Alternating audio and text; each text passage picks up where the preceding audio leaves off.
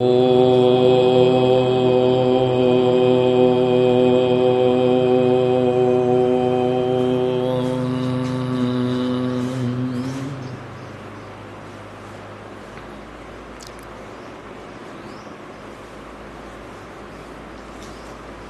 तो पृष्ठ 169 इस पृष्ठ पर हम कल पढ़ रहे थे। आज का प्रश्न चलेगा वेद किन ग्रंथों का नाम है। ठीक है जी, यहीं से चलेगा ना?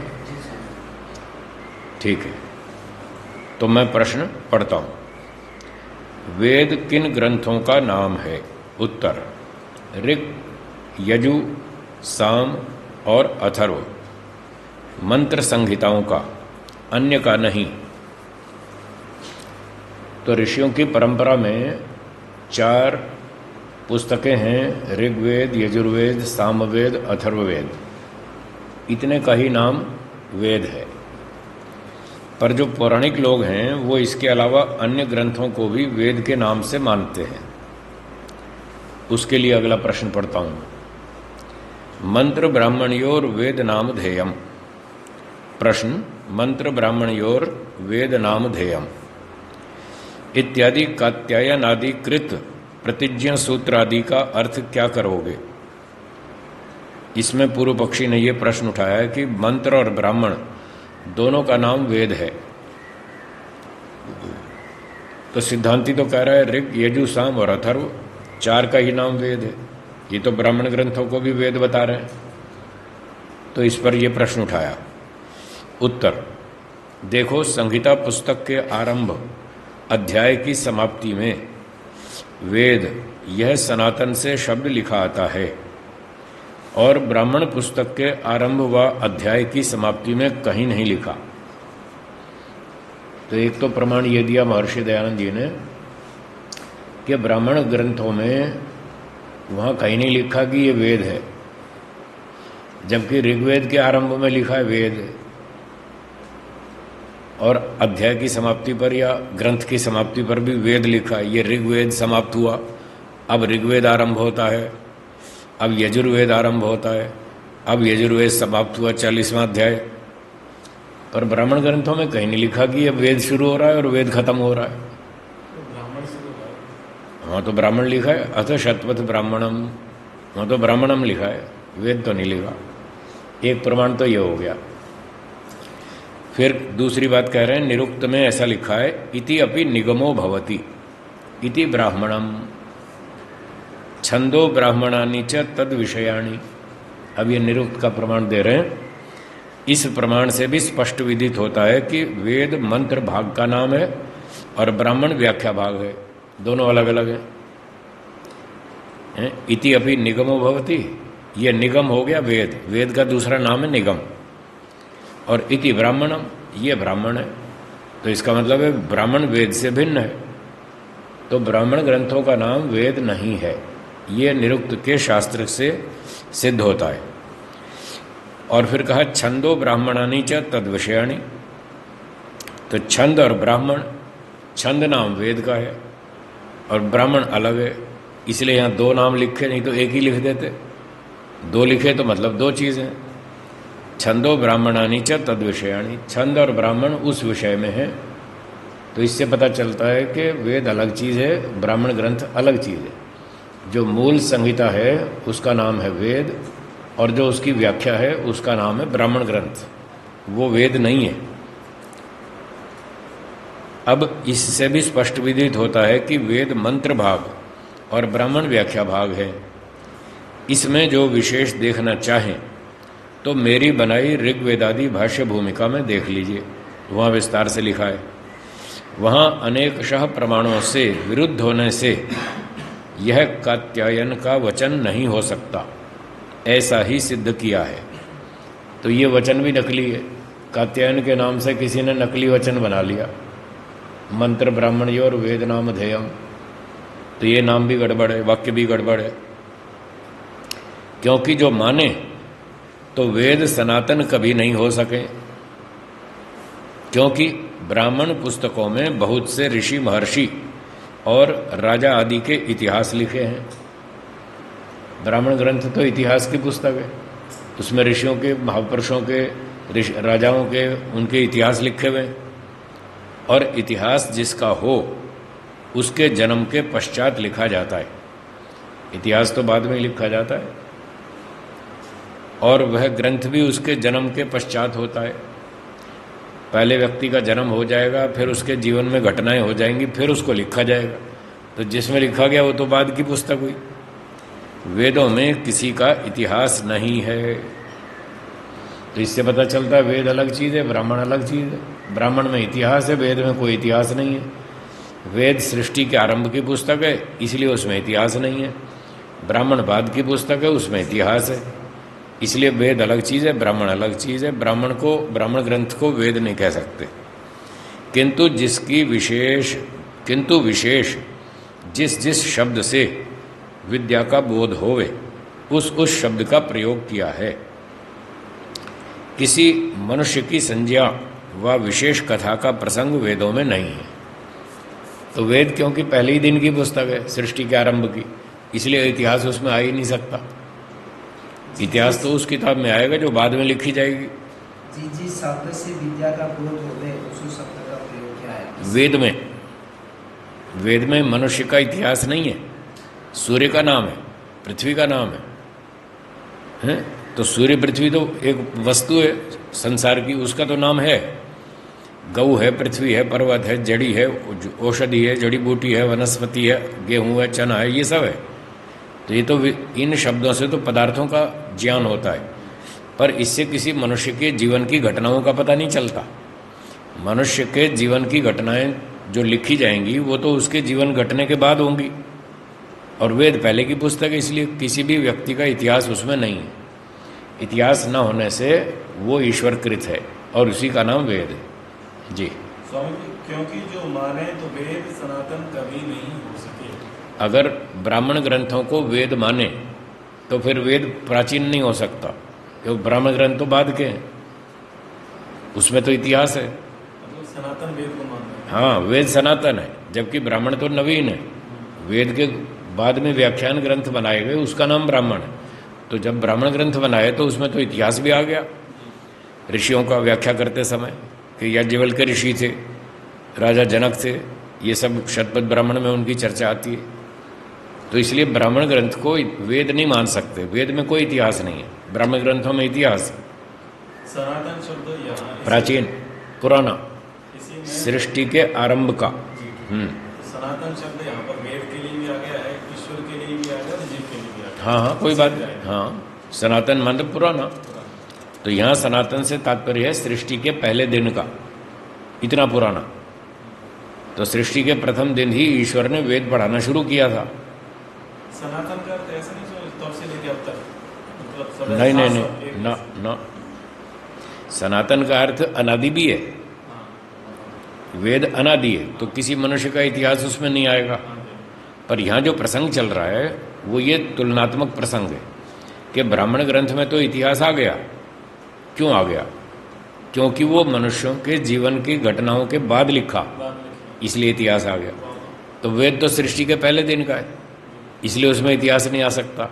ये डिफरेंस दिखा करके ब्राह्मण ग्रंथ को वेद से अलग करना चाहते हैं, इस अभिप्राय से उसको सनातन बोला। और वेद को प्राचीन अनंत अनादिकाल से मानो तो भी कोई दिक्कत नहीं है, उसमें भी इतिहास नहीं आ सकता। वो पहले का है, ये बाद का है, बस इतना अंतर दिखाना है। तो बाद वाला होने से उसमें इतिहास है, इतिहास के कारण उसको ईश्वरीय ज्ञान नहीं मान सकते, वो इतिहास है, मनुष्यों का लिखा हुआ है। तो ये हो गया। अब अगला प्रश्न है, वेदों की कितनी शाखा हैं? अगला प्रश्न है, वेदों की कितनी शाखा हैं? उत्तर 1127। 1127 शाखा है। प्रश्न, शाखा क्या कहती है? उत्तर, व्याख्यान को शाखा कहते हैं। वेदों के जो व्याख्यान हैं उसका नाम है शाखा। तो वेद तो थे 4 और शाखाएं 1127। 1127 व्याख्यान ग्रंथ है। ब्रांच हैं? जो ब्रांच शाखा कहते हैं जैसे वो ब्रांच तो ब्रांच भी हो ही जाएगी, जो उसकी व्याख्या है तो वेद का ही तो व्याख्या है। कुछ पार्ट है। वेद की ही व्याख्या की जा रही है। भाई वेद में विष्णु शब्द है, तो किसी ने पूछा विष्णु क्यों कहते हैं, तो उसने विष्णु की व्याख्या कर दी, वेवेष्टि व्यापनोति सर्वम जगत स विष्णु। अब ये किसी किताब में लिख दिया तो वो वेद की व्याख्या ग्रंथ हो गया, वो उसकी शाखा है। शाखाएं ऋषियों के नाम से चल पड़ी। हाँ, वो ऋषियों ने बनाई उनका प्रचार किया था जी, ऋषियों ने बनाई और उनके नाम से उनका प्रचार हुआ, तो शाखा व्याख्यान ग्रंथ को कहते हैं। तो सार क्या हुआ, वेद कितने, 4 और शाखाएं 1127। अब आगे सुनिए प्रश्न। संसार में विद्वान वेद के अवयवभूत विभागों को शाखा मानते हैं। अब जो आप प्रश्न उठा रहे थे वही आ गए। जैसे आम के पेड़ की शाखा आम का ही हिस्सा है, आम के वृक्ष की शाखा आम का ही तो हिस्सा है ना, उसी वृक्ष का। तो अब ये पूर्व पक्षी कह रहा है कि संसार में जो लोग शाखा मानते हैं वो तो वेद की शाखा मतलब वेद का ही अंश, वो तो ऐसा मानते हैं। उत्तर सुनिए, तनिक सा विचार करो तो ठीक है, एक एंगल से ठीक भी है, क्योंकि जितनी शाखा हैं वे आश्वलायन आदि ऋषियों के नाम से प्रसिद्ध हैं। ये आश्वलायन शाखा, ये बौद्धायन शाखा, ये कात्यायनी शाखा है, ये गोभिली शाखा, गोभिलीय शाखा, तो वो ऋषियों के नाम से शाखा है। जबकि मंत्र संहिता परमेश्वर के नाम से प्रसिद्ध है। अब बोलो हो गया ना अंतर। शाखाएं तो ऋषियों के नाम से प्रसिद्ध है और जो मूल वेद है वो ईश्वर के नाम से प्रसिद्ध है, तो फर्क सिद्ध हो गया। इससे सिद्ध हुआ कि वेद जो मूल संहिता थी मंत्र, वो तो ईश्वरोक्त हैं और उन मंत्रों पर जो ऋषियों ने शाखाएं विस्तार से समझाई उसका नाम शाखा रख दिया, तो वो तो फिर ऋषि मुनियों की बनाई हुई है, वो ईश्वरीय संहिता का हिस्सा नहीं है, उसका व्याख्यान है विस्तार से जी। पौराणिक आचार्य ऐसा मानते हैं कि आर्य समाज के लोग शुक्ल यजुर्वेद की माध्यमिनी शाखा का पाठ पढ़ते हैं। कृष्ण यजुर्वेद तो उत्तर में पढ़ते हैं। शुक्ल यजुर्वेद और कृष्ण यजुर्वेद दो माने हैं। हाँ ठीक है, ठीक है। बोले आर्य समाजी शुक्ल यजुर्वेद की माध्यमिनी शाखा का पाठ करते हैं। हाँ ठीक है, तो माध्यन्दिन शाखा तो वो ऋषियों वाली हो गई। शुक्ल यजुर्वेद का मतलब है जो ईश्वर ने वेद पढ़ाया था, ईश्वर ने जो दिया था वो है शुक्ल। कृष्ण वो है जिसमें ऋषियों ने थोड़ा परिवर्तन किया, थोड़ी काली खा गई उसमें, इसलिए उसका नाम अलग कर दिया। ये कृष्ण है, थोड़ा हाथ पैर डाल दिया ना इसमें, चेंज कर दिया, वो कृष्ण यजुर्वेद, तो वो अलग चीज़ है। और शुद्ध वो है जो ईश्वर ने दिया था, वो शुक्ल है। जैसे ईशोपनिषद का जो मंत्र है हिरण्यमय पात्र, उसमें नीचे की लाइन बदली हुई है जी, उस तरह से। तो मंत्र संहिता परमेश्वर के नाम से प्रसिद्ध है। जैसे चारों वेदों को परमेश्वर कृत मानते हैं, 4 वेद तो ईश्वर के बनाए हुए हैं, वैसे आश्वलायनी आदि शाखाओं को उस ऋषि कृत मानते हैं। आश्वलायनी जो शाखा है वो आश्वलायन ऋषि के द्वारा बनाई गई, ठीक है। और सब शाखाओं में मंत्रों की प्रतीक धर के व्याख्या करते हैं। मूल मंत्र में और शाखा में ये फर्क है। मूल मंत्र में तो सिर्फ मंत्र ही मंत्र है, उसमें व्याख्या नहीं है। और शाखाओं में मूल मंत्र लिया, ओम ईशेत्वर जयत्वा, ये टुकड़ा ले लिया, इसको सामने रख के फिर इसकी व्याख्या की, तो पता चल गया कि मंत्र संहिता अलग है और शाखा अलग है। वो तो व्याख्या है, वो ओरिजिनल टेक्स्ट है। मंत्र संहिता ओरिजिनल टेक्स्ट है और शाखा उसकी व्याख्या है, इसलिए फर्क है दोनों में। तो ऋषियों ने व्याख्या की तो ये ऋषिकृत ग्रंथ माने जाएंगे जो शाखा ग्रंथ हैं। जैसे तैत्तिरीय शाखा में ईशेत्वोर्जेत्वा इत्यादि प्रतीकें धर के व्याख्यान किया है, तो ईशेत्वोर्जेत्वा जिस मंत्र का प्रतीक है वो मंत्र तो ईश्वरोक्त है संहिता में, और बाकी वो व्याख्यान है, वो ऋषिकृत है, इसलिए उसको वेद नहीं कहेंगे, शाखा कहेंगे।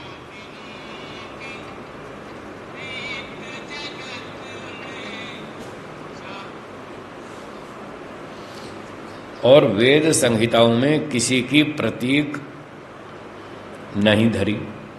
जो 4 वेद संहिता है उसमें किसी का प्रतीक नहीं रखा, उसमें सीधे मंत्र है। तो ऐसे नहीं बताया इसका अर्थ ये है। हाँ, ऐसा नहीं, कोई व्याख्या नहीं, सीधा मूल मंत्र है। और शाखा ग्रंथों में उसके टुकड़े उठा उठा के उसकी व्याख्या कर रखी है। तो इससे पता चलता दोनों का लेखक अलग अलग है। इसलिए परमेश्वर कृत चारों वेद मूल वृक्ष, ये तो वृक्ष हो गया मूल, और आश्वलायन आदि सब शाखा ऋषि मुनि कृत हैं।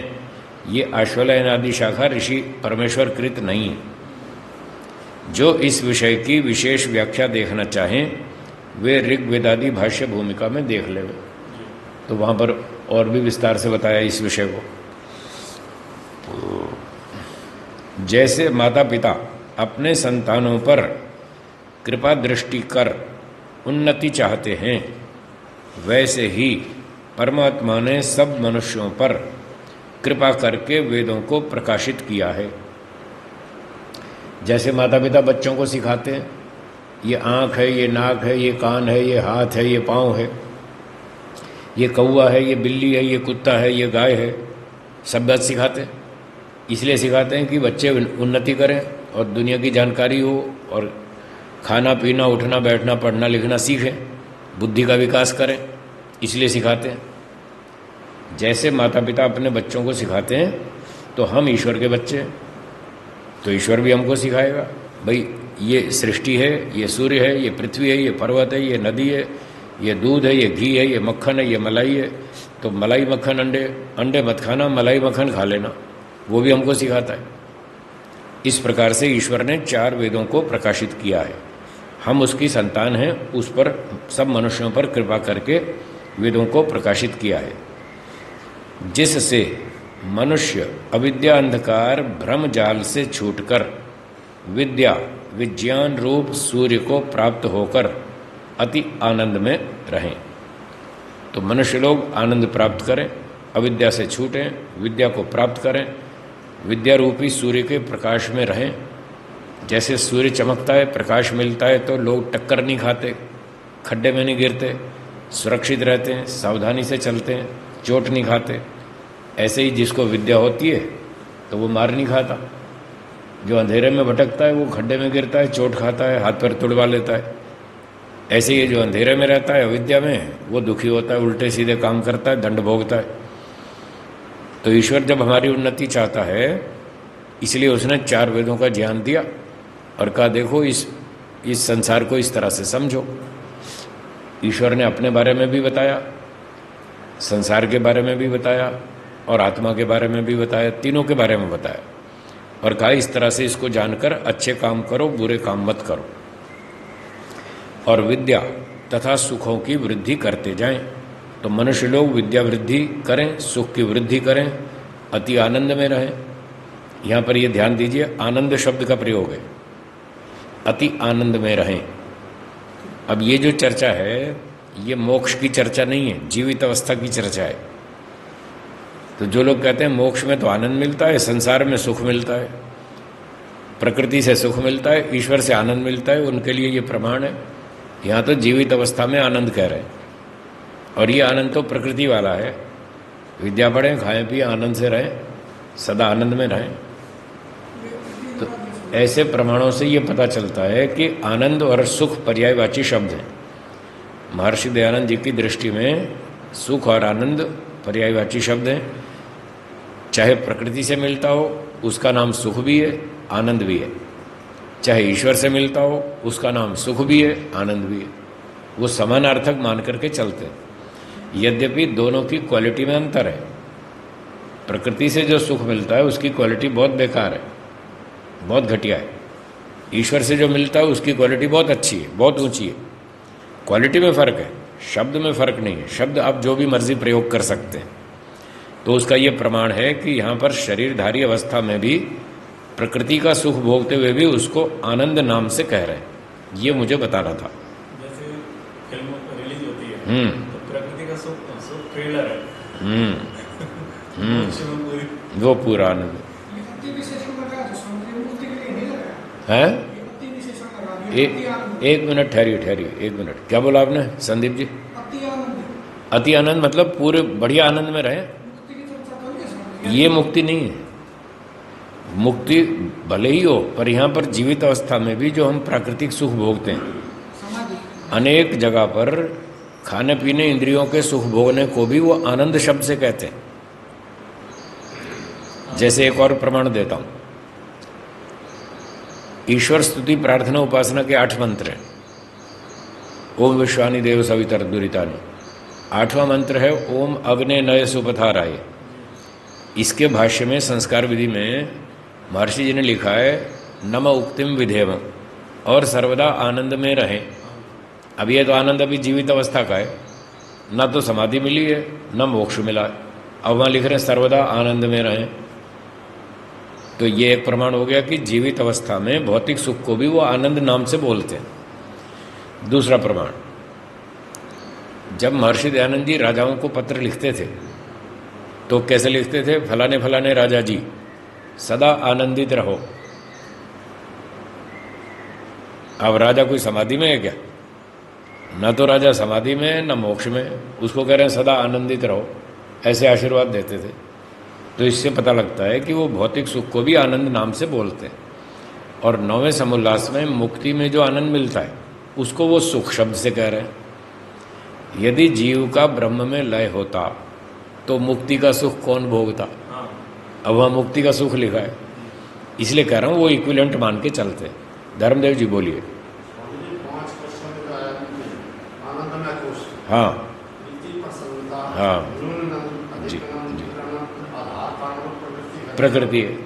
प्रकृति को आनंदमय कोश बता रहे हैं। बताओ, प्रकृति के लिए भी आनंद शब्द का प्रयोग है? ठीक बताया आपने। हाँ जी, नील कौन पूछ रहा था? बोलिए।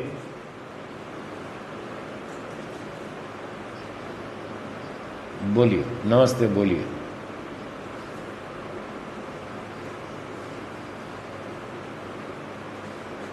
अच्छा, फिर से हाँ फिर से सुनिए। जिससे मनुष्य, यहां पर ना यही पंक्ति ना, जिससे मनुष्य अविद्या अंधकार भ्रम जाल से छूटकर, तो ये कह रहे हैं कि परमात्मा ने सब मनुष्यों पर कृपा करके 4 वेदों का उपदेश दिया। इस वेदों के ज्ञान से, जिससे का मतलब 4 वेदों के ज्ञान से मनुष्य लोग अविद्या रूपी अंधकार से, भ्रम जाल से, भ्रांतियों से छूट जाएं और विज्ञान रूप सूर्य को प्राप्त होकर संसार भर की चीज़ों का ज्ञान प्राप्त करें। वेदों में तो खाना पीना, खेती करना सब लिखा है। तो 4 वेद में ईश्वर ने खेती करना भी सिखाया, खाना बनाना सिखाया, सड़क बनाना सिखाया, बिजली बनाना सिखाया। ये सारी कलाएं सीखकर व्यक्ति अपने जीवन को सुखरूप बना लेता है।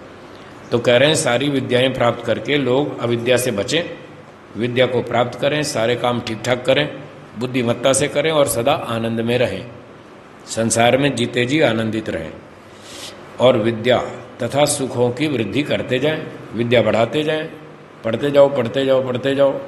जैसे जैसे विद्या बढ़ेगी आपका सुख बढ़ेगा, जैसे जैसे विद्या बढ़ेगी आपका दुख बढ़ेगा। तो ये कहना चाहते हैं 4 वेदों को पढ़कर अविद्या से बचें, विद्या की वृद्धि करें, दुखों से छूटें और सुख को प्राप्त करें। कृष्ण बोलिए, समझ में आया? ठीक है, धन्यवाद। हाँ जी, एक काम करते हैं। हाँ बोलिए बोलिए बोलिए बोलिए। हाँ जी,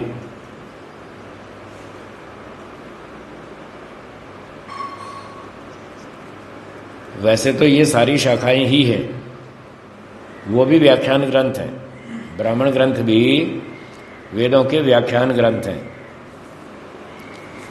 तो अब वो शाखा से आगे देखना पड़ेगा कि ये क्या तात्पर्य है इनका।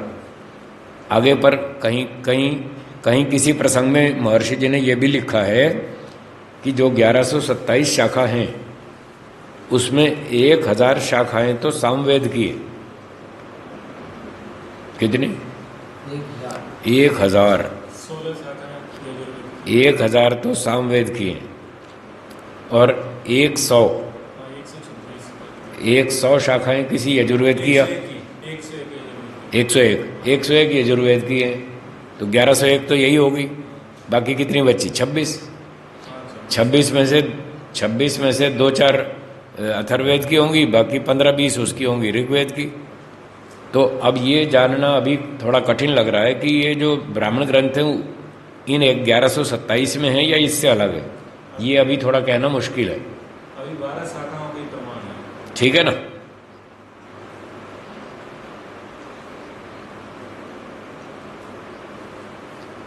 हाँ हाँ हाँ हाँ, ऐसी ही पुस्तकें थी वो, अब खत्म हो गई, मिलती नहीं है सारी, अब लुप्त हो गई शाखाएं। 10-15 ही बची हैं सिर्फ, बाकी तो सब जला दी लोगों ने, खत्म कर दी।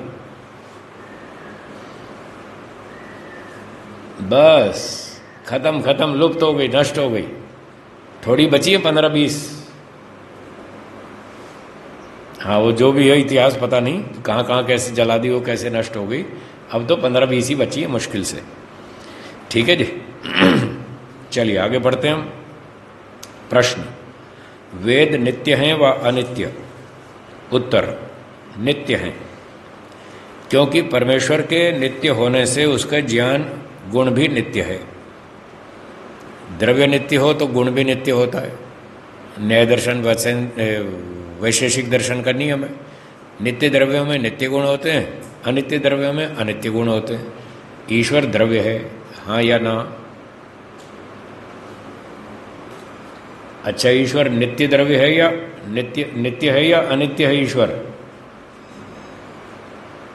ईश्वर नित्य है, तो वेद ज्ञान गुण है, ये किसका ज्ञान है? ईश्वर का।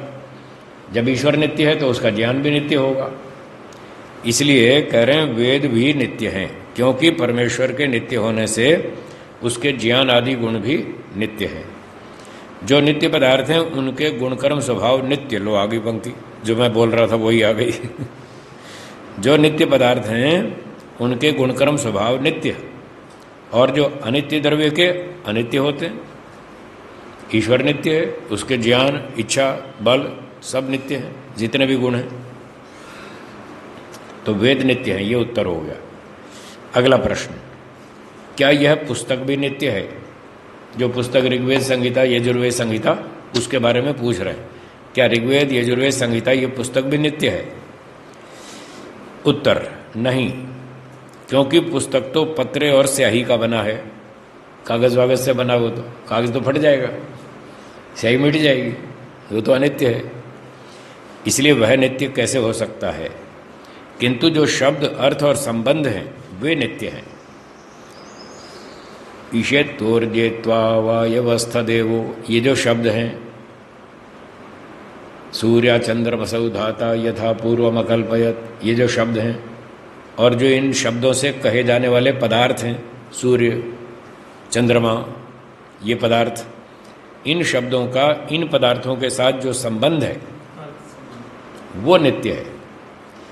आज की सृष्टि में सूर्य शब्द का अर्थ है ये चमकने वाला, तो अगली सृष्टि में भी सूर्य शब्द भी होगा और ये चमकने वाला भी होगा, और सूर्य शब्द का अर्थ यही होगा, ये चमकने वाला, तो नित्य हो गया ना।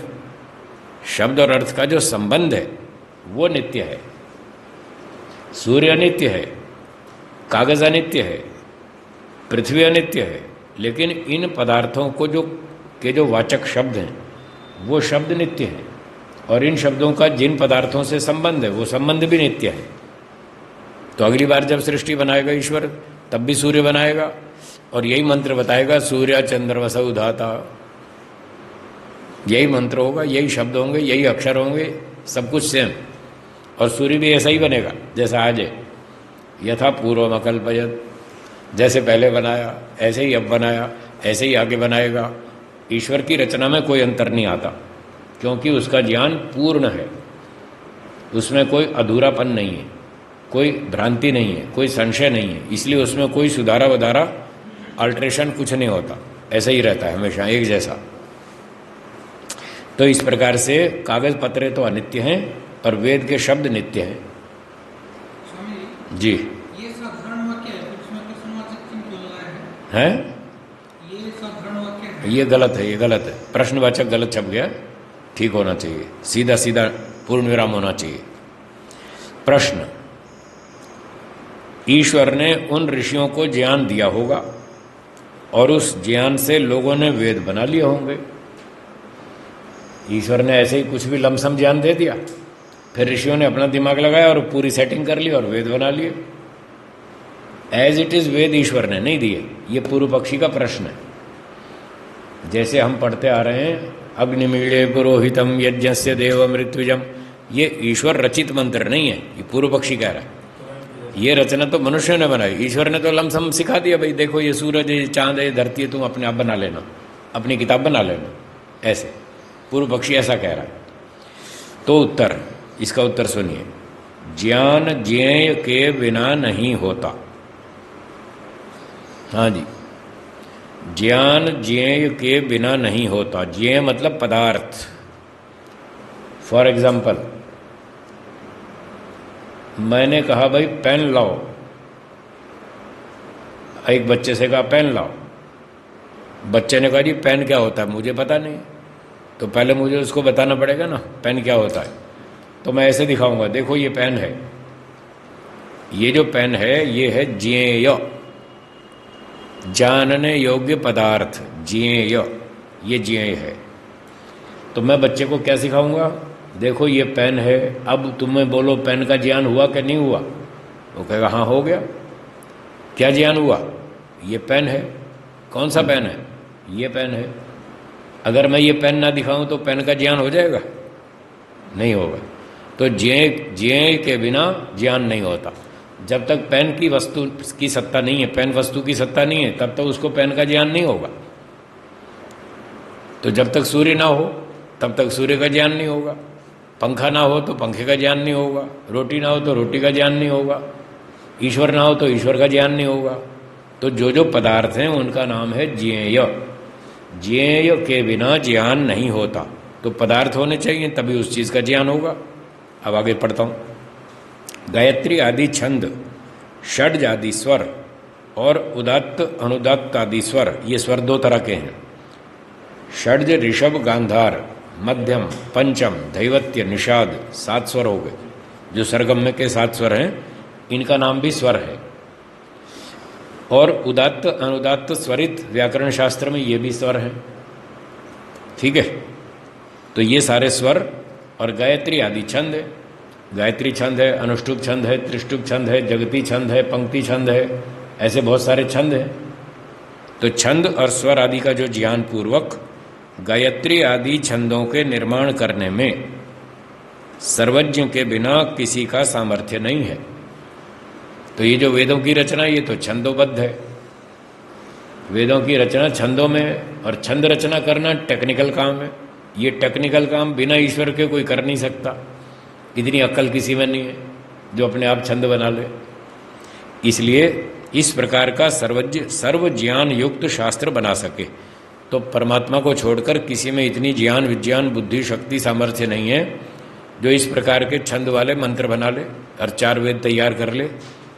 किसी में इतनी बुद्धि नहीं है। ये ज्ञान सर्वज्ञ परमात्मा में है, इसलिए 4 वेद ईश्वर ने ही बनाए और ऐसे बना के तैयार करके मनुष्यों को सिखा दिए।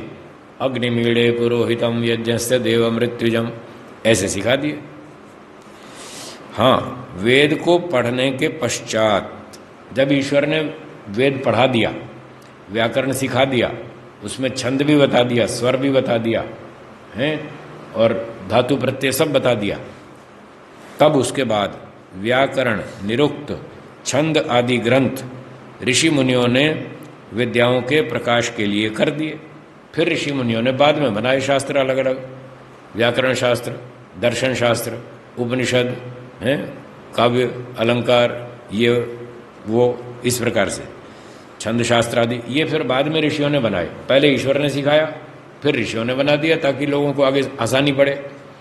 जैसे आज कॉमर्स की किताब अलग है, इकोनॉमिक्स की अलग है, बायोलॉजी की अलग है, केमिस्ट्री की अलग है, फिजिक्स की अलग है, इलेक्ट्रिकल्स की अलग है, इलेक्ट्रॉनिक्स की अलग है। ये तो परमात्मा ने सिखाई, उसके बाद जाके मनुष्यों ने बना ली अलग अलग ताकि लोगों को पढ़ने में आसानी हो जाए। इसलिए पहले तो ईश्वर ही बताएगा। तो जो परमात्मा वेदों का प्रकाश न करे तो कोई कुछ भी ना बना सके।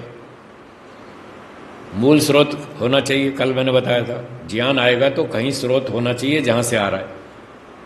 अब पहाड़ पे पानी आ रहा है तो कोई स्रोत होना चाहिए ना, तभी तो पानी आएगा, शून्य में से थोड़ी आएगा। तो ज्ञान भी आएगा तो उसका कोई स्रोत होना चाहिए, सोर्स होना चाहिए, वो ईश्वर है। इसलिए अगर वेद का प्रकाश ईश्वर ना करे तो कोई भी कुछ भी ना बना सके। इसलिए वेद परमेश्वरोक्त हैं, इन्हीं के अनुसार सब लोगों को चलना चाहिए, मतलब आचरण करना चाहिए वेदों के अनुसार। और जो कोई किसी से पूछे कि तुम्हारा क्या मत है, तो यही उत्तर देना कि हमारा मत वेद है। तुम क्या मानते हो? हम वेद को मानते हैं, अर्थात जो कुछ वेदों में कहा है हम उसको मानते हैं। वेदों में कहा है सत्य बोलो, तो हम यही मानते हैं सत्य बोलो। वेद में कहा है झूठ मत बोलो, तो हम यही मानते हैं कि झूठ मत बोलो। जो वेद में कहा है वही हम मानते हैं, वही हमारा विचार है। ठीक है, चल आगे बढ़ते हैं। 2 लाइन बची है, उसको हम मानते हैं। बस इसके आगे सृष्टि के विषय में लिखेंगे। यह संक्षेप से ईश्वर और वेद विषय में व्याख्यान किया है। तो ईश्वर के बारे में और वेद के विषय में संक्षेप से यह प्रसंग यहाँ पूरा हुआ। अध्याय 7वां समोल्लास पूरा हो गया। जिनको प्रश्न हो पूछिए।